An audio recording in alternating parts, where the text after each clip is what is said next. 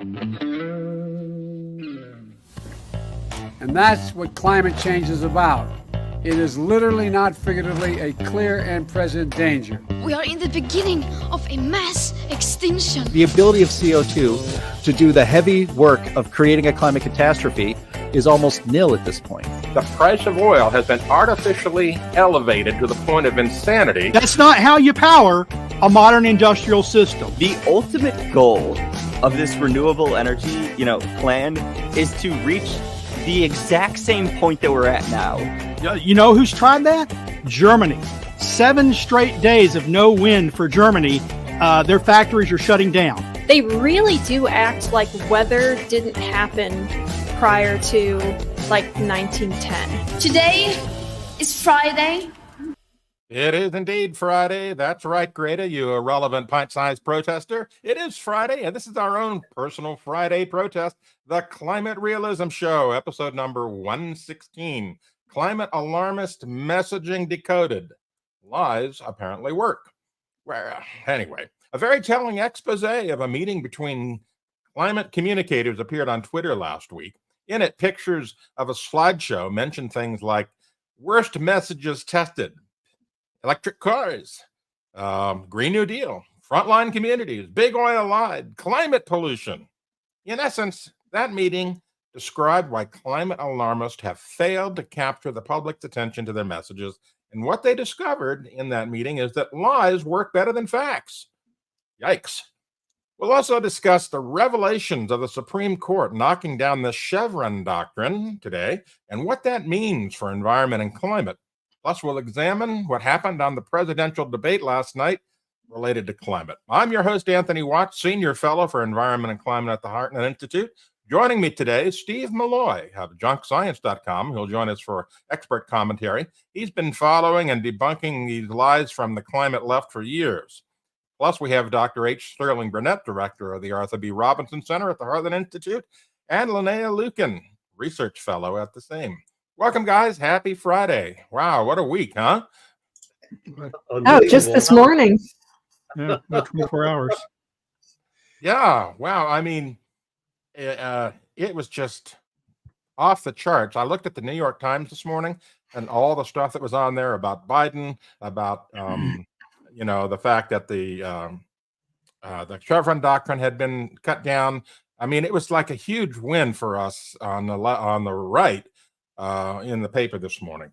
Anyway, so let's get first right away to our crazy climate news and all the crazy stuff that happened this week.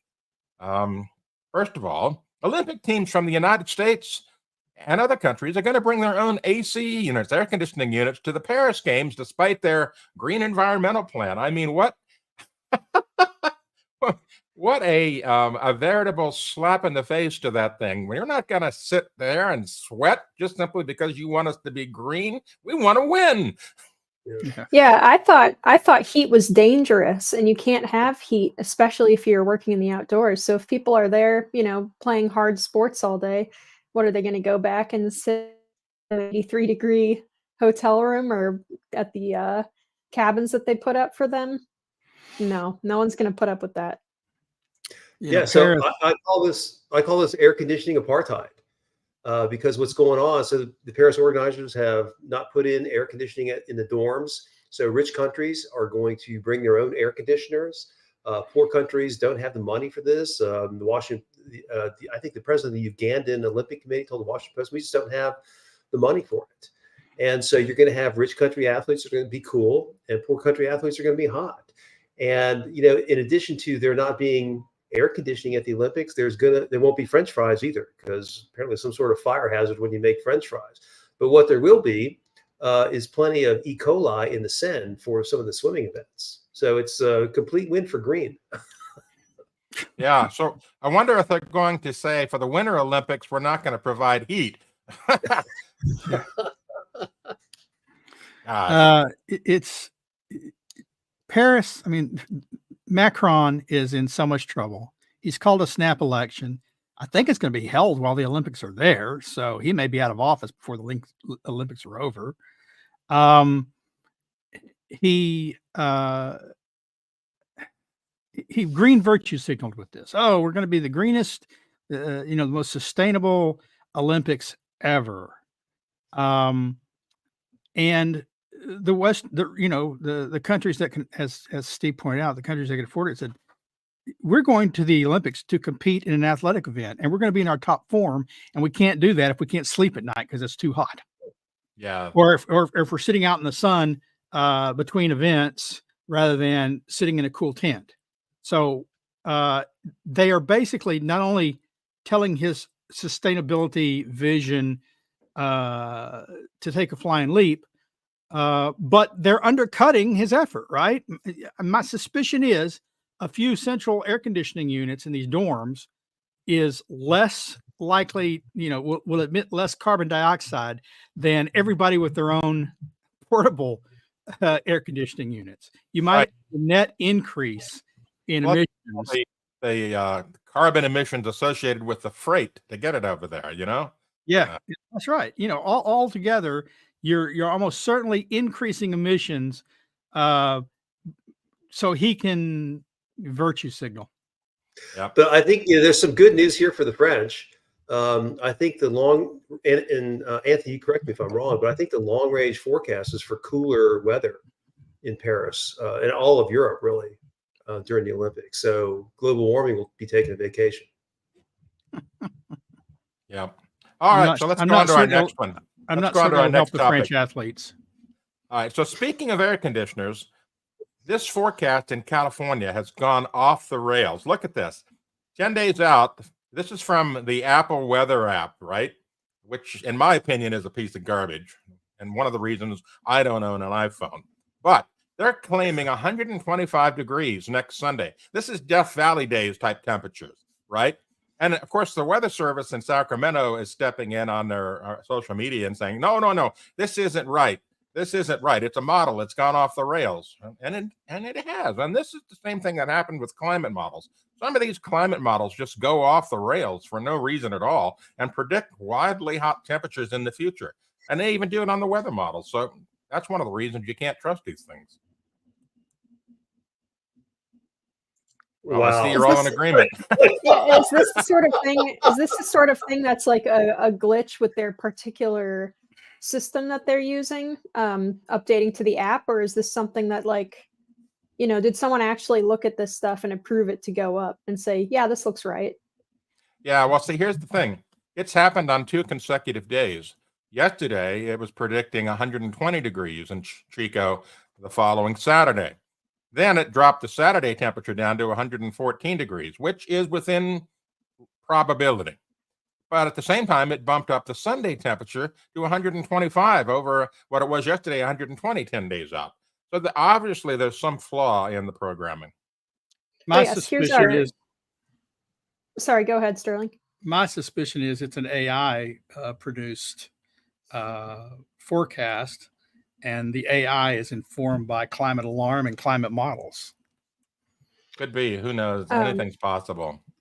Female. What happened to all the meteorologists we have? Yeah, right. Aren't you guys supposed to predict weather and AI for weather? Come on. It would be bad. It would be bad for them to consult actual knowledgeable people on this, as opposed to their models. Yeah. We've got a viewer who asks, is that heat and humidity? I could see it feeling like 125 with the heat index. Well, or the feels like it. I can't say for sure, because on the left, they seem to think that the heat index is the same as temperature now. I've seen even TV meteorologists going out and pushing the heat index instead of the temperature for forecast. It's just nuts. You won't experience those kinds of things inside. But anyway, speaking of nuts, our favorite nut, Professor Michael E. Mann says that Chris Marks is the Matt Walicki of Joe Bastardes. Wow. I don't even know what that means. I don't know either, but Chris responded, I'm living rent-free in his head. And indeed, I think every one of us at some time has lived rent-free in Michael Mann's head right before he blocks us, Right. And I cannot hear the name Michael Mann without reminding everyone that, this man has falsely claimed multiple times to be a Nobel Prize winner. And it's an easily verifiable fact that he is not. Yet simultaneously, he expects you to believe his black box science on climate. I mean, it's really incredible. Yeah. So here's the reason that Mann was upset. On this next graphic here, this thing went viral, this graphic that Chris Marks produced. And he says, I've made the headlines. Not the Bee picked it up along with thousands of other Twitter followers because in one graphic, he summed it up. For that heat wave last week that everybody was saying was climate change. Well, no, not really. We also had at the same time this cool, snowy weather in Montana and Idaho and northern Wyoming. That's just weather, apparently. You know, it's just weather if it's cold, and it's climate change if it's hot. And he's pointing that out. And of course, Mann doesn't like that because it just makes him look bad or stupid or both. Yeah, snow in Canada. An unusually cold June in the UK and Europe. Ignore that. Michael Mann is the Al Sharpton of climate scientists. Back when Sharpton brought the Twana. Oh my God, Sterling, we're gonna have to set up a fund for you. You're gonna be sued now. Oh my God, maybe you haven't heard. Yeah. I just remember when that guy came to Flint. Yeah. All right. Man, oh man. All right. Speaking of crazy stuff, the Extinction Rebellion, I mean, everybody on the planet, it seems, except for these people, have come to dislike them because they do stupid stuff that people say is pointless and dumb, and so they went out to a golf tournament and decided to disrupt it by spraying, their orange paint all over the place or whatever it is. Last week it was Stonehenge, and then it was priceless works of art before that. I mean, would you guys just hurry up and extinct yourselves, please? Well, I like these guys to the ground because they make people hate their cause. So I support them. Yeah. But well, then when they start attacking people's golf, then they've gone off the rails. Yeah, it's nuts. And then they double down. They double down and release a statement saying there's no golf on a dead planet, Actually, that's not true because during the Apollo missions, I believe it was Cernan, I'm not sure, but one of the astronauts took a golf ball and a club to the moon, and he whacked a ball, went like a mile in the low gravity up there. So yes, there is golf on a dead planet, you retards. Yeah. Can you imagine if John Daly had hit that drive on the moon? Oh my God. That would be in orbit. Anyway, I was thinking when I heard that they had it, that they went after the PGA Tour. I was like, man, if John Daly's there, if anyone's gonna hit someone with a wedge or a 9-iron or something, it would be John Daly. It wouldn't be paint on the greens. Yeah. Okay. Finally, this one we've had a lot of nutty off the rails stuff so far. This one takes the cake. This is an actual study that somebody funded. It's a peer-reviewed paper. And get this, it's on the effective temperature on language complexity, evidence from 7 million parliamentary speeches. In other words, let's study what politicians say, compare it to climate change trends, and see if we can find a correlation is not causation sort of a relationship. I mean, how does this stuff get published? All you need to do is label it climate, say something bad about fossil fuels, and it's there, right? I mean, it's just, this has summed it up. The stupid this week, it burns. Yeah. The sad part of all that is, taxpayers somewhere had something to do with funding that research, right? Yeah. Oh, yeah. I mean, it was university research. Somebody paid for it, and I guarantee you it wasn't the students. It was taxpayers through some government agency funded this crap. And, one of the real serious problems with government funded science goes to the thing that's going to get the most funding, and climate change is it. So everything's tied to climate change. Yeah. Okay. So let's go on to our cartoons for this week. Remember this article that we had on climate realism where we talk about Africa and this guy that was writing stuff on cardboard and holding it up, and Linnea wrote the story. Yeah. And this guy is basically becoming a climate star, an anti-climate star, pardon me, in Kenya. Basically saying, we're poor, we need energy to do stuff, right? And so what happens? There's a hit piece put out on him, basically saying he's bad, he's doing the things wrong, he's hurting the planet, all this stuff. I mean, it's just, but the person who wrote it, well, let's look at what their day was like. The Josh put this cartoon together that shows really how these folks think. And I just love this cartoon. I'm going to read it off because we do run this in audio as well, just without video. So this is the day in the life of a climate journalist. Day 1, coffee made by subsistence farmers in Kenya. Delicious. Oh, and I got to check my X account at 8 a.m. in the morning. 8:01. OMG, a poor person in Africa wants to improve his life in Africa using fossil fuels. How dare they? Next, I'll drive to the office and write a hit piece. He's driving his Tesla at 9 a.m. At 10 a.m., he's working on the piece. Uppity denier? Yeah, like the Holocaust. So there. Lunchtime, tofu from Korea, sushi from Japan, avocado from Brazil, and mango from India. Yum. Then I'll post my over. 6 p.m. I'm home. What shall I binge on? Out of Africa. 11 years as a slave. Zulu. These folks that write these pieces that sit in their air-conditioned offices and drive their electric cars and eat, avocado toast and special tea and all that kind of stuff, do not have a clue how hard life is for people in third world countries just to stay alive. And for them to go and bash this makes me angry, to say the least.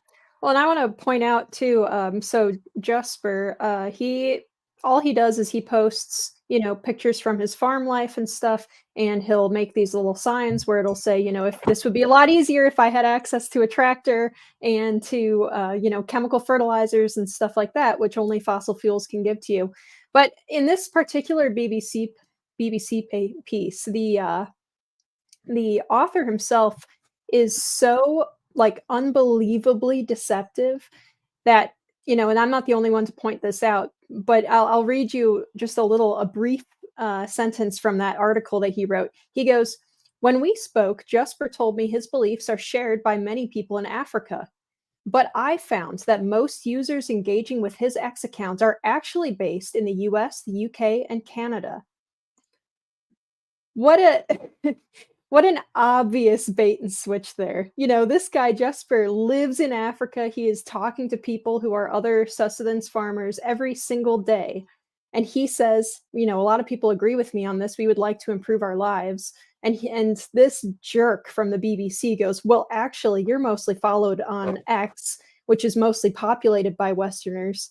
It's so gross. I can't believe that someone doesn't write that and then have a little conscience, like Jiminy Cricket, start beating him, in the head.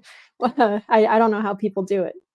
Well, he's somebody in the old cartoons or movies where they'd have the angel and the devil on his shoulder, on one shoulder, and the devil on the other. In this case, the devil has beaten the angel to death, and so he's only got one voice. So he can ignore the fact that most of the Africans who are his neighbors probably don't have Twitter accounts and couldn't comment if they wanted to. So I'm just going to toss in there that I want to see a cartoon like that with Bill McKibben on one shoulder and Steve Milloy on the other. Yeah.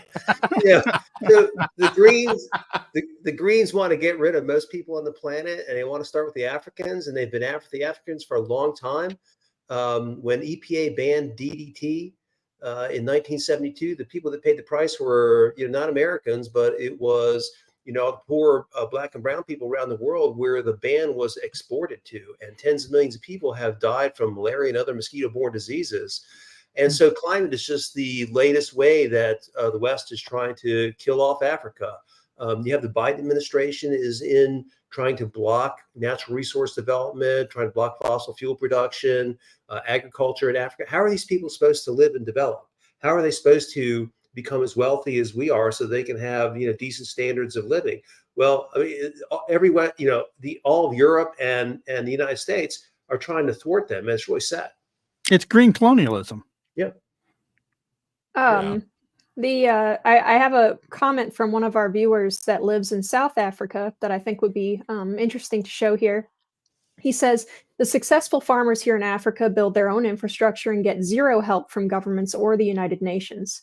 We do help small sustenance farmers, but it's a lost cause with the corrupt government. That sounds about right. Yeah. All right. Next cartoon. This is our final cartoon for crazy climate news today. And this is a commentary on the heat wave. It's hotter than, meanwhile, the devil walks by with an umbrella saying, ain't that the truth? Well, guess what, folks? It gets hotter every summer. Not hotter. It gets hot every summer. This is not news.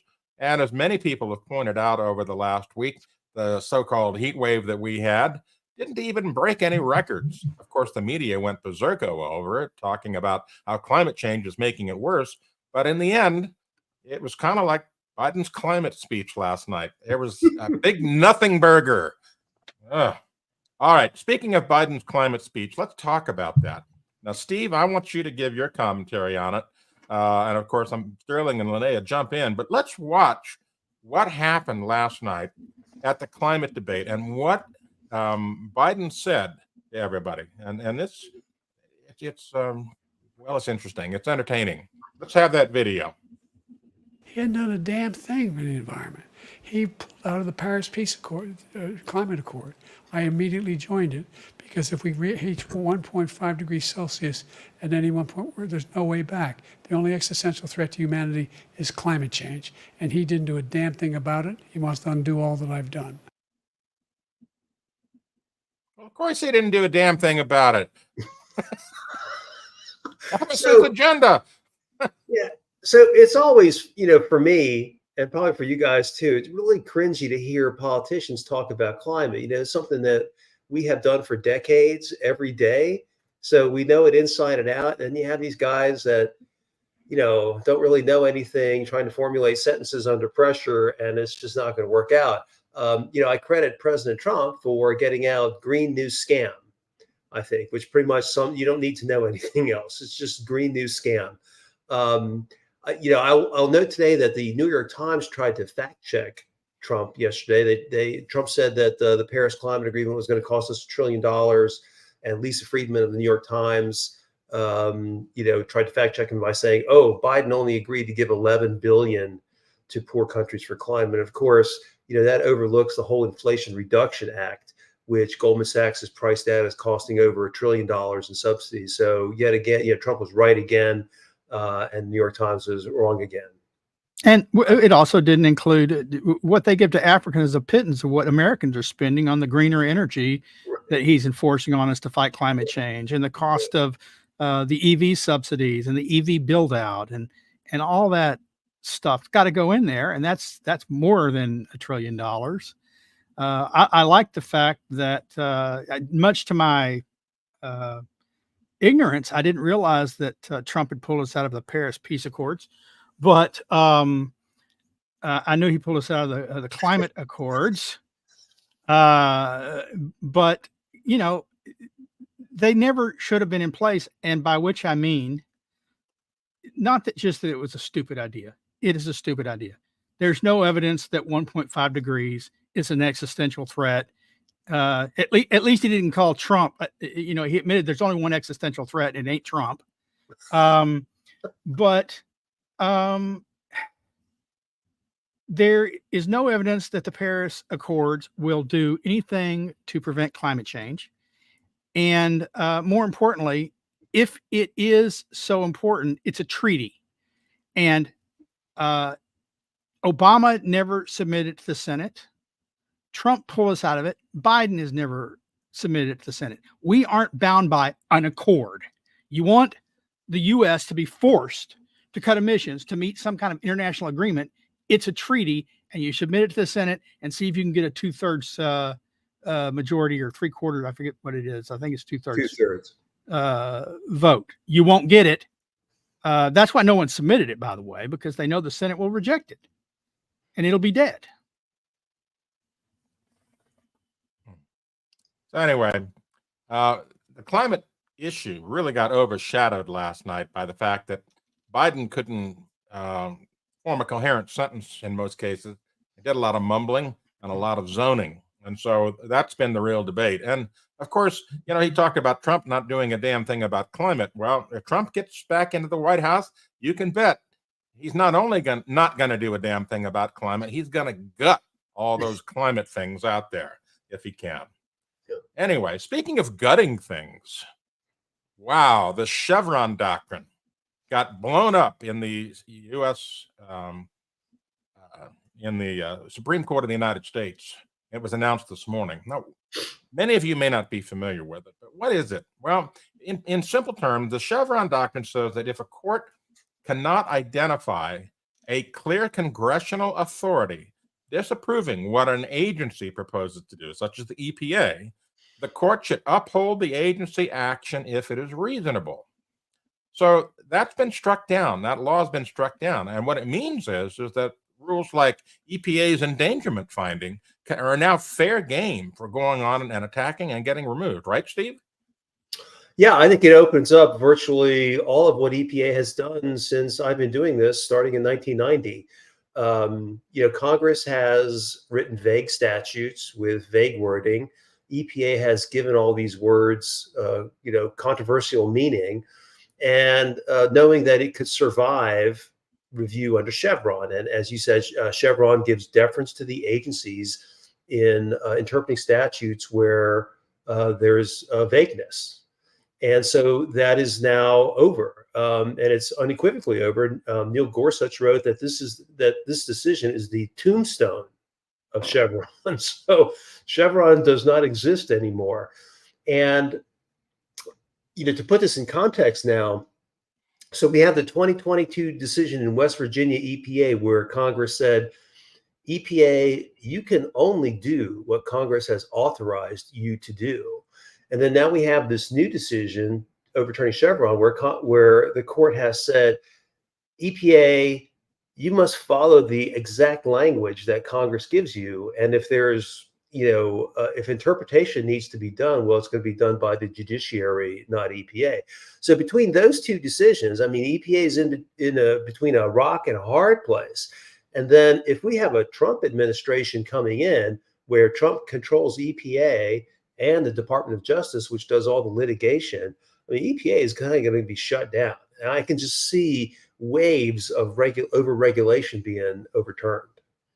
It's not just EPA. It's that decision is really broad. Yeah, it overturns DOE Department of Education, Department of Energy, Housing and Human Services, OSHA, FDA, Fish and Wildlife. You know, in the end, administrative agencies never should have been given that kind of discretion.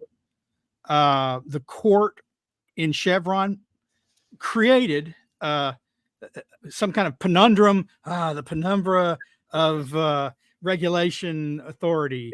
Is that this time it wasn't defending some so-called rights of the people. It was defending the power of regulatory agencies over the people. Right. And they're only given the power. I mean, Congress shouldn't even be able to delegate certain things. If you read the Constitution, it is the sole branch of government allowed to create laws.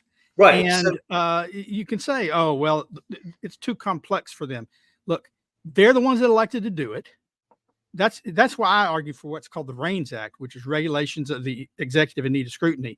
If a regulation is going to cost over X number of dollars to the economy, the regulation, after it's written, should have to go back to Congress for an up or down vote. And if they don't approve it, then it's not the regulation. Yeah. Yeah. I mean, conceivably, this is really going to force Congress to write, far more specific laws so that there's, they can't just say regulate to a safe level. They're going to have to kind of decide what that safe level is. And that's going to be extremely controversial.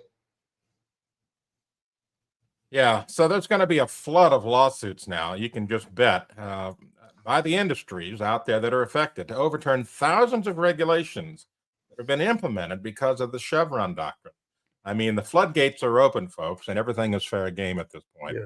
Just one final comment. So conservatives have been against so-called sue and settle for years, where EPA is sued by an environmental group and they settle out of court and they create a de facto regulation in their settlement.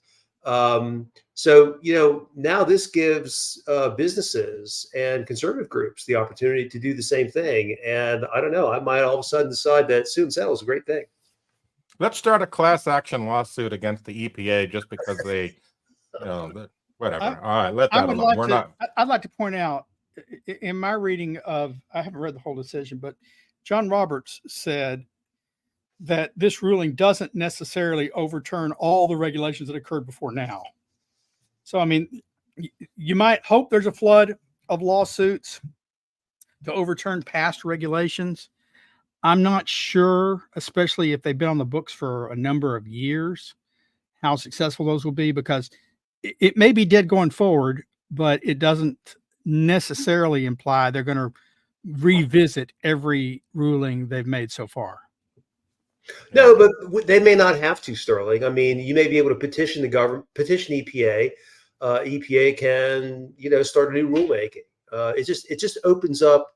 It gives a future, Republican administration a lot more leeway to do things. Yep, I agree. All right, Linnea, you got anything to add? You've been pretty quiet. No, you guys have been working on this issue for way longer than I have, so I think you guys are the experts here. Okay. Now we're on to our main topic, which originally was going to be the focus of the show before everything blew up this week. This is on What's Up With That. We started this story here. Climate communicators discover the best way to persuade voters is to lie to them. Now, what had happened here is this guy, Leif Phillips, had been to this convo of all these climate communicators, and they were putting up slides on messaging and so forth.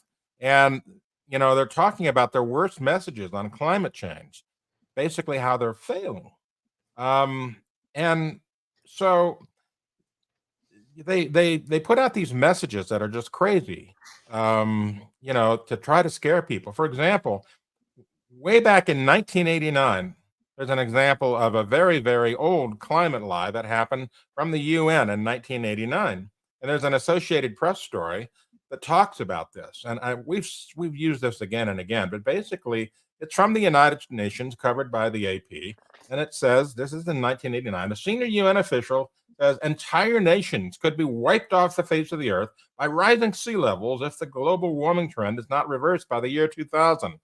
Well, it's 24 years later and nothing's happened. Those cities are still there. So we go to the New York Times. Now, on April 6th of this year, they had an article about why time is running out on the Maldives. Now, the Maldives island group has been begging for money to solve their climate crisis for decades now. And they don't solve their climate crisis with that money. The money that people throw at them for that ends up being used for increasing tourism, building airports and so forth. I mean, we've documented this. But get this, today at the New York Times, they did a complete 180. The vanishing islands that failed to vanish. We have been talking about this for a number of years. I think we go back 5 or 6 years on this particular issue, when a writer at What's Up With That, Willis Eschenbach, went in and showed that these islands don't sink. They build up. The coral builds up in response to rising sea levels. They just keep getting taller because it's a living island as opposed to just a piece of rock. And so that's what's happened here. In the story they have today, which we brought up 5 years ago, they're saying, hey, look, this island's actually growing and not disappearing at all. Well, so, the interesting thing to me is the study that they cite in that New York Times article is from 2018. And the study reported that 89% of 709 islands surveyed in the Pacific had either stabilized or increased, and only 11% had shrunk in size, and no island larger than 25 acres had shrunk. And so the interesting thing to me is, like, why did they bring this up? It just seems so gratuitous. They're not being, I find it hard to believe they've decided to be honest, because, well, there's lots of things they could start with before Pacific Islands. So why would they reach back 5 years and bring this up now? You could go on and on against lies in the messaging that they've had, both from the UN and from others. The ocean acidification scare.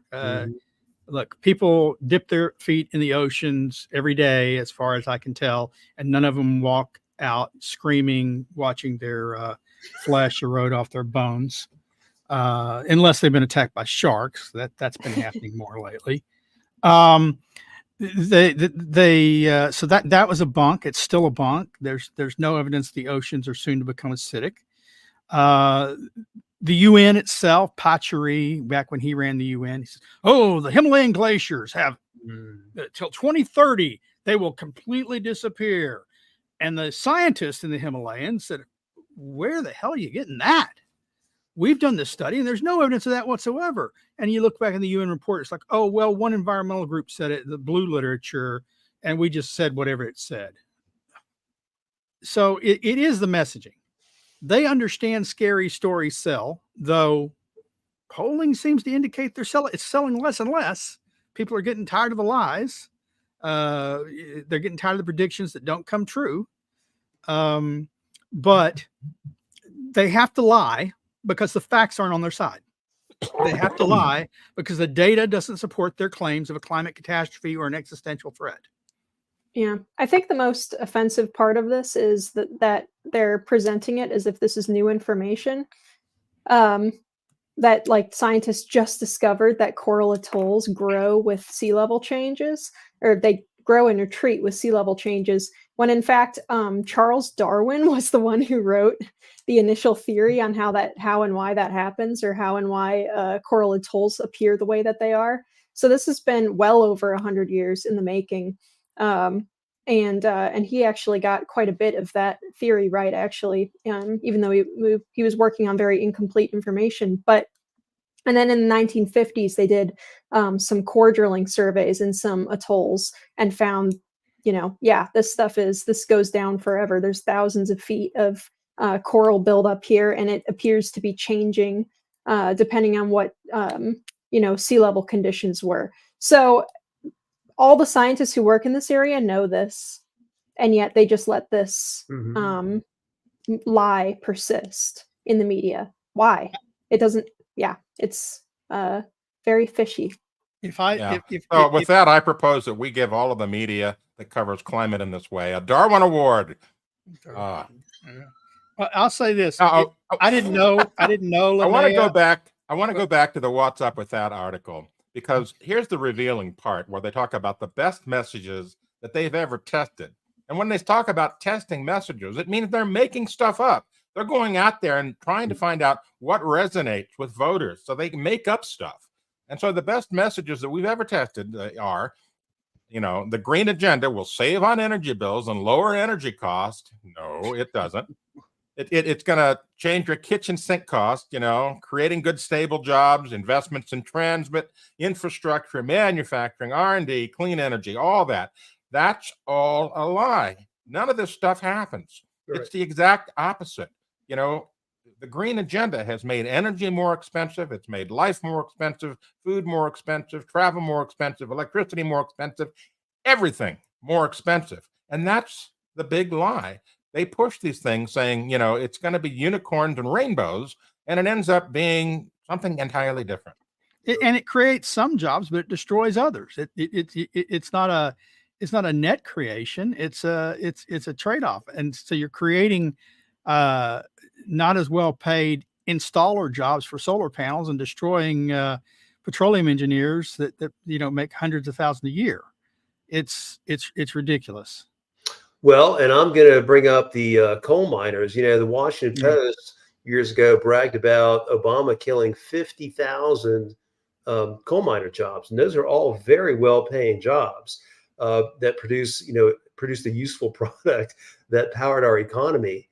And not only did those miners lose their jobs, but their communities lost their source of revenue. And so lots of other jobs were, disappeared in addition to those 50,000 mining jobs. And it's just been a tragedy because what else is there to do in these communities? These coal communities were built around coal. And if you can't mine coal, what can you do? You can only just, disappear and go away. Yeah, I believe he told them learn to code, which is just gross. I love turning that one around on the journalists when they start getting laid off when they started getting laid off in mass the last couple of years. Right. Yeah. So bottom line is they go out and they test these messages, that makes it sound like green energy is going to be wonderful. Life is going to be great. It's going to lower cost. You're going to have solar on your home. And it's going to be wonderful. But look what happened in California. People went and put solar on their home, and now PG&E is rescinding on their promises to buy back electricity at a certain rate. And the number of installs for solar now in California has dropped off a cliff because it's no longer viable to put solar on your home because it doesn't pay itself back at any time soon. It doesn't pay it back in time for you to gain anything, right. Versus the cost of the solar. And so the whole thing's a big lie. Yeah. The whole thing's a big lie. When over a decade ago, when I worked for a different organization, there was a community outside of Austin being built that said it was going to be net zero, the net zero community. And how are they going to do that? Oh, it was going to be solar, water heaters, solar panels, and they gave the numbers, but they didn't calculate what those numbers meant. And so they said the solar panels, the cost of the solar panels would pay off the extra energy cost it costs you in 30 years over the life of the mortgage. However, the solar panels only last 20 years. So even if they were providing full energy for those 20 years, they're 10 years short of ever paying themselves off before we had put on new solar panels or just hook back up to the grid. It's like, do you not listen to yourself when you say some of these things? Yeah, it's just bizarre. Now, if you'll scroll up a little bit, Andy, I want to illustrate this tweet right there. Okay, bring that up on full screen, if you will. And so they're talking about AOC published this tweet a few years ago, back in 2019. And she put up this fact about beef and so forth. And this was from an article that was in the New York Times. But no, the Green New Deal does not ban beef. And while cutting back on burgers, you can help your own health and blah, blah, blah. They're doing that positive lie messaging there. They're basically saying, no, we're not getting rid of beef. We're working on fixing your health, right? So scroll down a little bit and let's see what actually was published by AOC. She points out in her facts controversial arguments such as compulsory veganism. That was the messaging that they were pushing. And she got a huge amount of blowback for speaking the truth about their agenda for once. And she took the tweet down. I mean, they have no scruples. Yeah. So, back to the theme of lying. So, I am as some people may think that I can be kind of extreme, but I'm extreme because I've been doing this for a long time, almost 34 years now. I have never seen environmentalists, EPA, regulators really tell the truth about a whole lot. I think in the case of EPA, the only thing they've correctly concluded in my working lifetime has been that Roundup doesn't cause cancer. But aside from that, EPA is always on the wrong side of the truth and the issue and science every time. And it's not even difficult to debunk. I mean, it's very easy. And it's so much. I almost think like, they lie so much on purpose so that no one will believe someone like me because, well, the EPA can't be lying all the time. Well, they do. It's sad, but it's been that way since the beginning. I would point out, and many people don't know the story, but you can find it on What's Up With Them. At the beginning of the whole global warming crusade, June 1988, Dr. James Hansen of NASA GISS, along with Timothy Wirth, a senator from Colorado, who was his sponsor, went into the hearing chambers the night before they were going to talk about global warming for the first time. They went in and opened up all the windows. But before that, they actually talked to the Weather Bureau to find out what was going to be the hottest day in June. And they scheduled the hearing for that hottest day. Then they went in the night before, opened up the windows, and disabled the air conditioning. The reason? So that the next day, when people are giving testimony, they're sweating for the cameras while we're talking about global warming. And Timothy Wirth went on Frontline and talked about this. And he said it was bliss watching these people sweat on cameras. So if your science is so strong, why do you need this stagecraft? They were lying from the get-go. And of course, the irony on that, Anthony, is like that particular day, I think it was 101 degrees in Washington. It was very hot. I think it may have been the calendar day record. And just last week, when that day came around again, or maybe it was earlier this week, the calendar day was a lot cooler. And it's an irony completely missed by all these people here. 36 years later, it's actually cooler in the summer during a heat wave.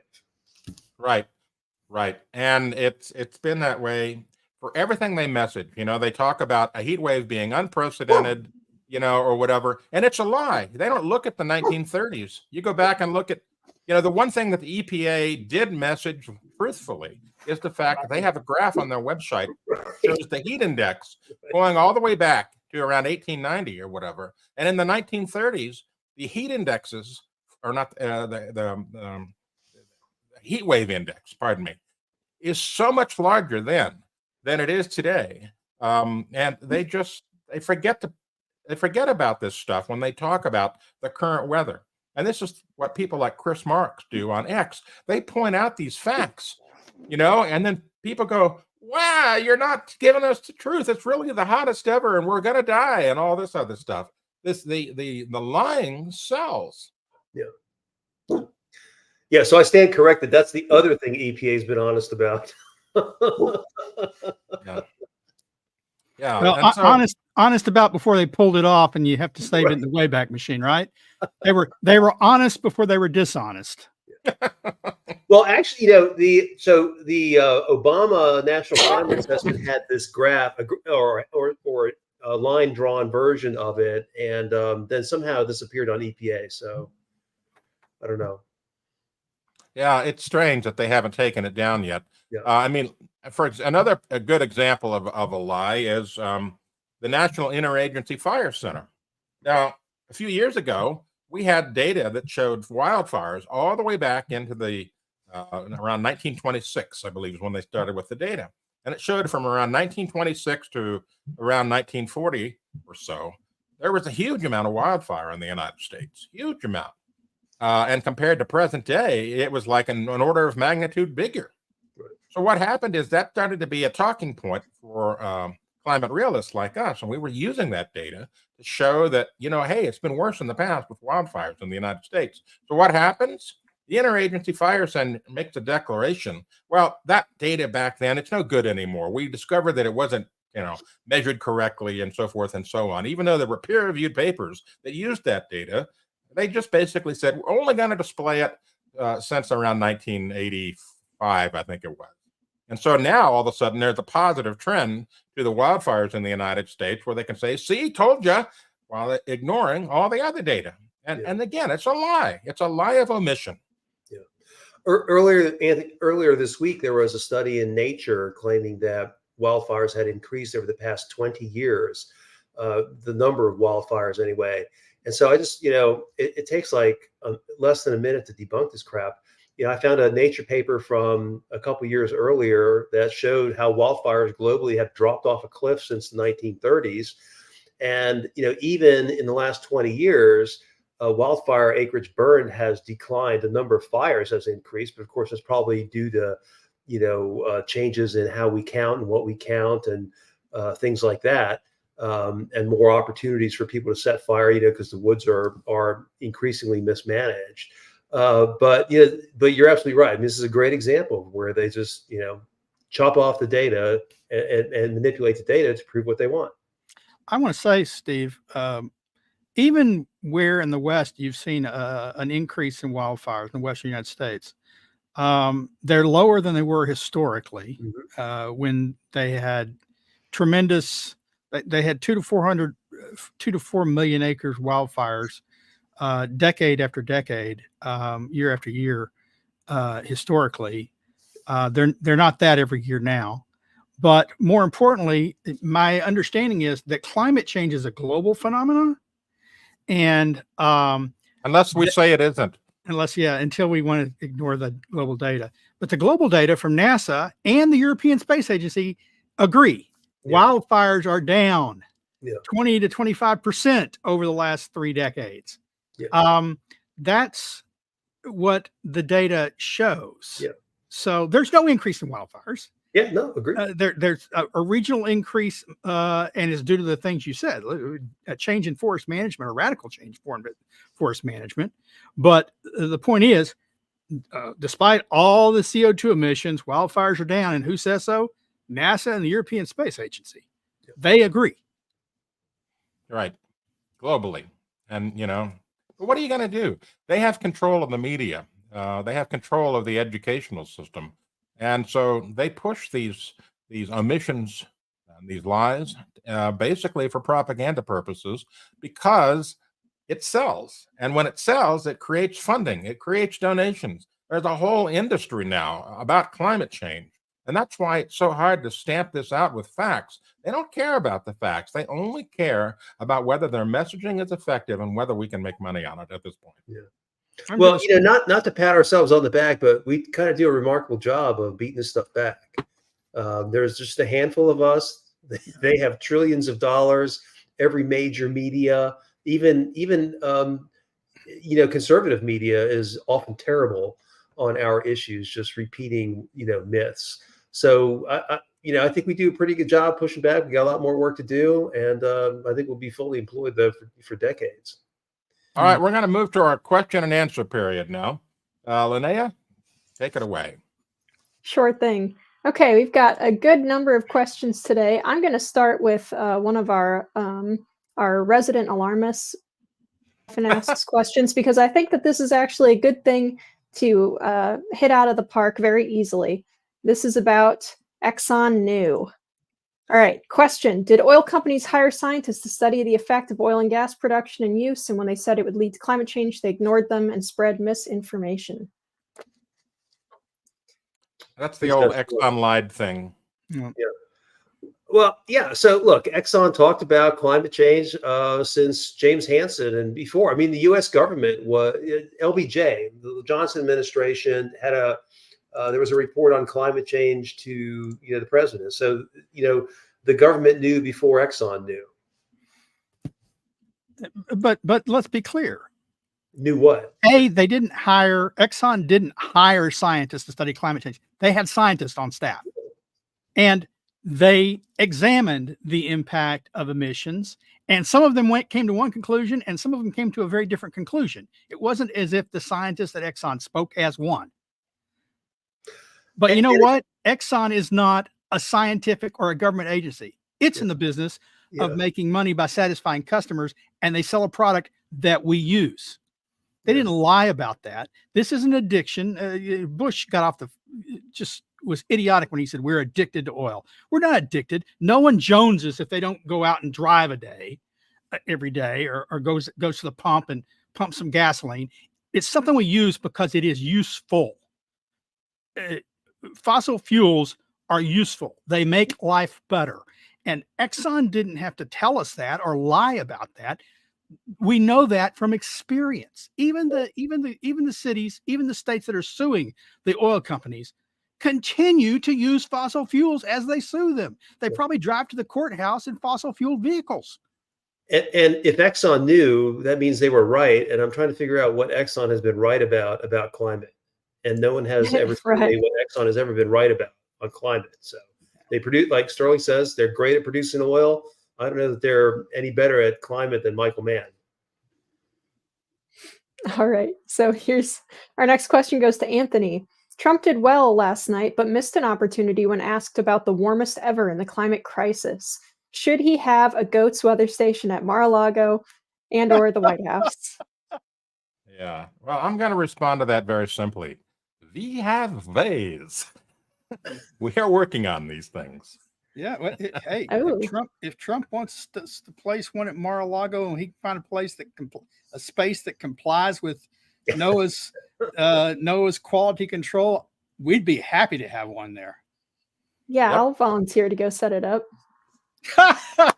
Yeah. Okay. It might take you longer than the normal setup. I have a Might feeling. take me like a week or two. I Yeah, think, it'd take a week or so to set that one up. just to make sure it's extra well put together. Okay. Really. Is there evidence of a 1.5 degree increase? If so, it sure took a long time for that. Also, is that increase locked in, or has that been in flux over yearly stats and decadal stats? Even so, I'm glad it might cause a warmer world than 150 years ago. Well, yes. And regarding flux, it's fluxed up, let me tell you. We have seen a 1.5 degree increase, not in the United States, but in Europe. And I've got this on our website, Climate at a Glance, where we're talking about the 1.5 degree centigrade temperature rise. It's already happened in Europe since about 1850, 1840, thereabouts, where there's actually been a 2 degree C increase in temperature for that region. And, Europe hasn't fallen off the map. No disaster has come down from that. In fact, many places like, Finland and Sweden are actually, they're doing pretty good. It's a little warmer there. They're not having to, to wear parkas in the summer. So it's actually happened. And as far as the radiative transfer of sunlight and so forth, the flux that you speak of, well, we've had cleaner air since around 1970. You may remember seeing Los Angeles, just you couldn't see 2 miles because of all the smog.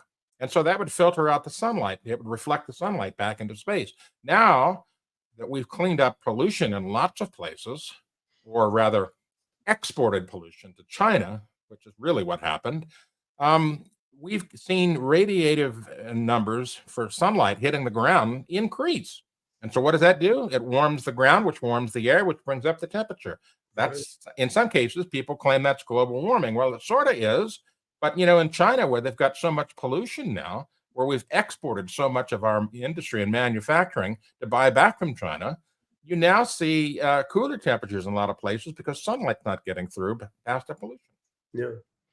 And we'd be remiss in not reminding viewers and listeners that 1.5 C is not a scientific based number. It's just, as Phil Jones admitted in ClimateGate, just plucked out of thin air.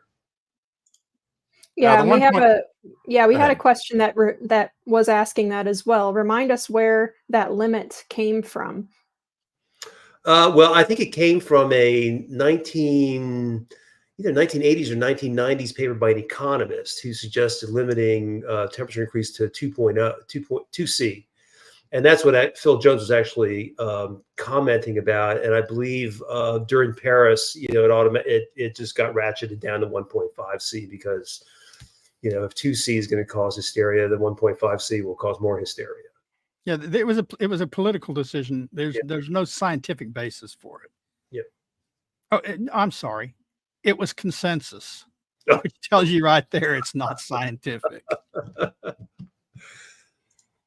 Right. Okay. A couple of these are about the Chevron deference case. The first one is, can Steve give an example of what Congress will have to be specific about? And I think this is in reference to when they're making future bills that are going to be handled by the administrative agencies. Yeah, so what comes to mind immediately is in the Clean Air Act, it says that EPA has to set regulations at basically a safe level. And of course, safe is a vague term. It doesn't really mean anything. And if you know how EPA does science, there's safe, and then there's regulatory safe, and then there's zero. And EPA often just goes straight to zero. So Congress would have to actually set the limits and have EPA enforce the limits. And it'll be challenging for Congress to come to a number. In addition, from the same act, right? Congress did set specific labels certain things as pollutants in the law. They're called criteria pollutants. Yeah. You know what wasn't in there? Carbon dioxide. Right. That's another example. Carbon dioxide wasn't in there. It's made up. Right. That's EPA's expansion of its authority. And an earlier court decision, the West Virginia decision, said, no, that's a major case. And in such instances, if you're going to have a major impact, Congress needs to specifically act on that. And by the way, Congress has not been remiss in taking up CO2. They've considered it a number of times. They've never enacted a law to regulate it. So they've had their option. They've refused to do so. EPA can't do it in absence of their action. Yeah. I think that's really going to muck up the recent power plant rule, because once again, it's going after CO2 and it ain't in there. Yeah. Well, it's going to muck up everything EPA does because the laws are so vague, and EPA has to do a lot of interpretation, and they always interpret it, more extreme than even Congress ever imagined. So this could be a big change. So adding to that, what injured or persecuted parties do you think will benefit most from the Chevron decision? And right here, I would say, well, the ones who just won the suit to start with, those East Coast fishermen, they're probably pretty darn happy. They're about as embattled an industry as the oil industry is at this point, especially on the East Coast. Well, every business has been regulated, especially by EPA and OSHA. The standard, the standards are all arbitrary for the most part, or interpretive, to put a generous spin on it. And Congress is going to have to determine exactly what the standards are, and and if Congress can't determine them, Congress is going to have to say, EPA, you go propose some standards to us, and then we'll okay those, because everything else is going to be interpreted by the agency, and that's verboten now under this decision.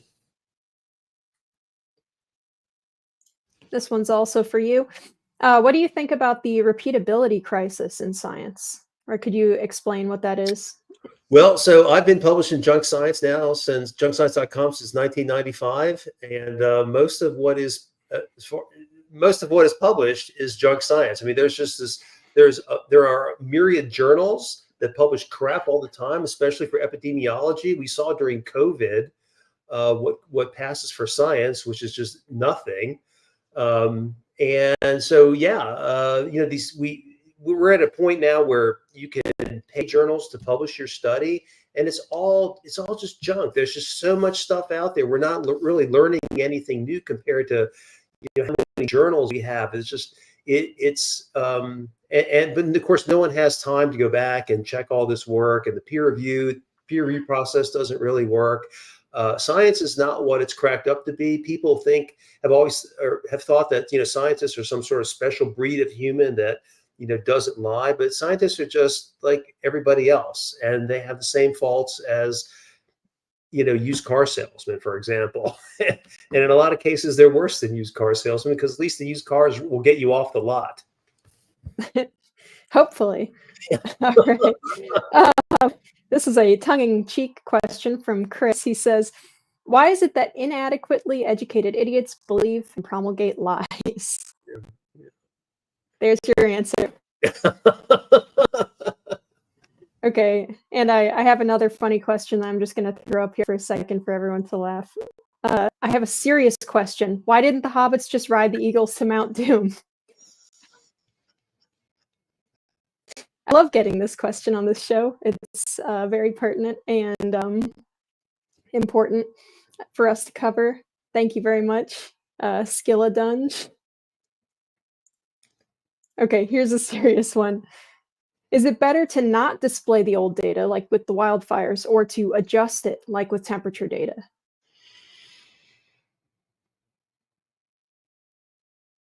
Anthony, you're muted. Whoops.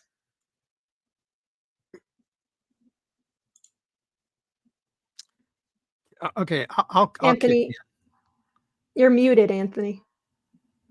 until he gets on. Thank I'll you. kick in. I was saying that I don't like either of these. And I think that when you adjust data, it's equivalent to lying because you're basically presenting something that isn't true. Yes, error correction, that's one thing, you know. I mean, if someone submits temperature data from a weather station that says it was 147 degrees yesterday, you know that's wrong. And you want to either discard that or call them up and get the right number and correct it. That's one thing. But just simply adjusting it to fit preconceived notions, that's just wrong. So in my view, you should always display all the data. And if you make some assumptions on filtering or other things to get to an end result, still display the raw data to begin with, so you can show the path of where that came from instead of just the result. And then be transparent about the assumptions and the ways that you're fixing the data, why there's a problem and what you're doing to adjust it and why that would make it more accurate. But as far as past data is what it is. Going back and saying it's wrong, that's an assumption. And there's no way of verifying your assumption is correct. Right. It's just made up. Right. You have data that's given to you from, say, the 1930s about temperature or the 1920s about wildfires. This is the data we have. And suddenly 100 years, well, we've decided that's wrong. On what basis? Mm-hmm. What data or evidence do you have to prove that the previous set of data was mistaken? Not based on some computer model that tells you it probably was mistaken. Evidence. Computer models aren't evidence. Yeah, and you know, when you basically hide the data, you know, because you think it's not right, or you come up with a rationale to say that the data is not right, you're basically lying to people, you know. And we went and looked at that U.S. wildfire data, and there was studies that were saying how this was gathered and used and so forth and so on, and there was really nothing wrong with it except that it was inconvenient for them. Yeah, you know, in addition, they cause problems for themselves, right? When they remove this data, because then it just stokes the wildfires for conspiracy theorists. And maybe they're not conspiracists after all. You know, what's the saying? You're not paranoid if they really are out to get you, or just because you're paranoid doesn't mean they're not out to get you. Well, Yeah, when right. they start disappearing past data because it's inconvenient, it sure gives people a lot of tongues reason to whack. Right, exactly. Okay. This is an interesting question, one that we enjoy answering at Climate Realism, and that is there any way warming could be considered beneficial? Well, of course. Look, we've had warming. Yes, it's been warming since the end of the Little Ice Age, or the bottom of the Little Ice Age, at the end of the 17th century. And since that time, the human population has gone from about 500 million to more than 8 billion. People living longer, wealthier, healthier lives, freer lives in warmer weather. And so warming has been great. I mean, warming grows the food that we need to feed 8 billion people. And, we can certainly handle more people on this planet thanks to warming. Right. So we have one more question, and this is one that we've been asked a couple times in the past. I don't think we mind going over it again, but we probably shouldn't answer it again like every time it comes up, because it comes up a lot. And that is, isn't there a math formula in chemistry that proves insufficient CO2 exists in the atmosphere to turn salt water acidic? This is related to some of the Ocean other acidification claims. saturation questions. Yeah. Okay. Well, Anthony, if you want to take this one. I don't know if there's a specific math formula on this, but I will say this. The whole ocean acidification thing is based on a model, not a measurement. And we cover this in Climate at a Glance. This is something where they modeled the increase from 1850 based on their calculations, and so forth and so on. They didn't actually have data to give you what really happened between 1850 and now. And that was Kevin Trenberth at NCAR that did this. And I was shocked when I found out there is no actual measurement of ocean acidification. It's just a model guesswork between then and now. Yeah. So I have 2 points to make. So even if the ocean is becoming slightly less basic, that is not becoming more acidic. 2 is not more negative than 3. And then the second point I want to make is that years ago, I did a FOIA request to NOAA about ocean acidification. I got back emails where the NOAA scientists are saying, what ocean acidification? This is not happening. We haven't seen any adverse effects from any change in pH of the ocean. So, ocean acidification is another one of these made up things. Yeah. Ocean acidification is one of the biggest fabrications in climate science. Yeah. Well, I think kind of what it is it's climate alarmists in government and in the scientific communities that are taking advantage of the fact that people don't have a super good education on what this stuff means. So they tell them it's acidifying with the full knowledge that people are going to exaggerate that in their mind and think that it's going to be like in Dante's Peak when that lake turned to acid and killed the grandma or whatever. I think that's what they're counting on, and they just don't clarify for that reason. Yeah, they get the idea that there's not going to be any more lobster and crab at Red Lobster because they're all dissolving in the ocean. Well, and then in coastal areas, pH changes quite rapidly. With currents and rain, and it's all over the place. We don't have any information on this. Yeah. All right, that wraps up our show for today. I want to thank everybody for watching and all your great comments and questions. And I want to say, please visit the websites that we use every day to debunk this stuff. First of all, Steve Milloy's excellent junkscience.com. Great place to look at what's happening in current events and climate and so forth. ClimateAtAGlance.com, where there's hard facts debunking the alarmism that we've discussed today. ClimateRealism.com, where every day we push back against the media and tell you why their messaging is wrong. And EnergyAtAGlance.com, Linnea's website, where we talk about how energy is used, transported, and so forth and so on. Good facts there. And finally, of course, the biggest website in climate on the world, whatsupwiththat.com, my website. I hope you'll visit that too. Thank you, Linnea. Thank you, Steve. And thank you, Sterling. And thank you, Andy, our producer, for being with us today. That's our show. I want to remind you to tune in next week, again, at noon Central Time. There's Andy. And then there he goes. All right. That's it. Have a great Friday and a fantastic weekend, everybody. Bye-bye.